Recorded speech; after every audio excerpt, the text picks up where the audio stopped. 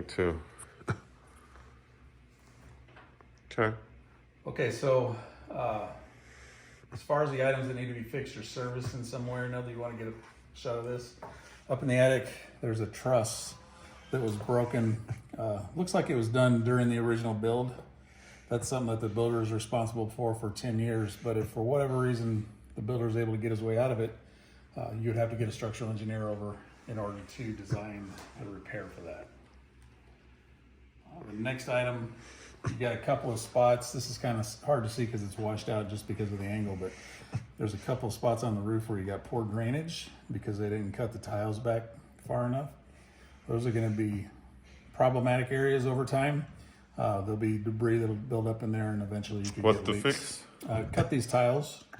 Just trim them around the whole thing so that water coming down this way can make its way around. This is basically something the roofer could do? Yep, easily. Okay. Easily. And then in your garage, there's a sub-panel electrical panel. This conductor was actually bent too tightly. That can actually damage the wire. The requirement is that it be not less than 5 times the diameter, the radius. And you're maybe 2.5 times diameter right here. So what's the fix? They would have to cut the wire and shorten it and just have a nice sweep like this. Shouldn't have that tight round bend like that. Okay. And that's, again, builder issue. But electrician. Correct. There's a couple of items that will fall under conditions that you need to monitor, and those have to do with potential moisture intrusion.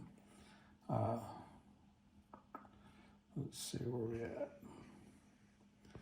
This is in the downstairs bedroom. This stain here, and here's some more of it, same one.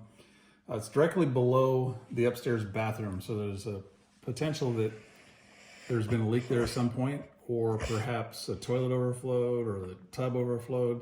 It's dry right now, no moisture even after I ran the water for a long time, but obviously there was moisture there at one point. Same thing in the garage. You can see some bubbling of the paint and then some staining here, and that's also directly beneath a bathroom. So again, could have been some overflow at one point, but after I ran the water for a long time, nothing came through. Then one other area of staining, if I can get out of here.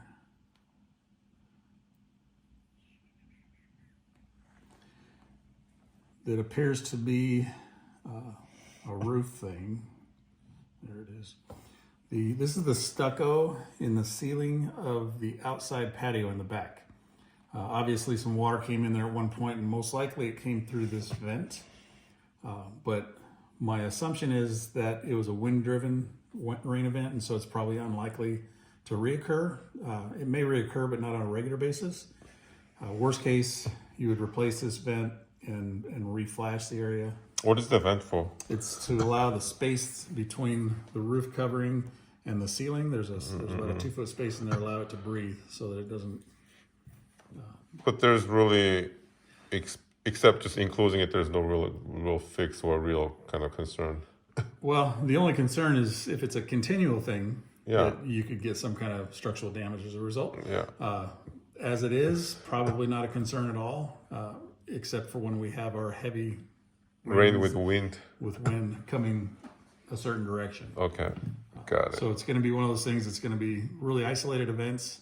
But like I said, you could change this vent out to a different type, because the way this one's sit, it's open on this side, and then it's open underneath this way. So it could be that it just needs to be turned around, and that might even fix it. Okay. Is that it? That's it. Thank you, Josh. Everything else checked out pretty nicely. Okay. Termite inspector is still finishing up, and I don't think he's going to find much of anything. So. Okay. Thank you. Yep.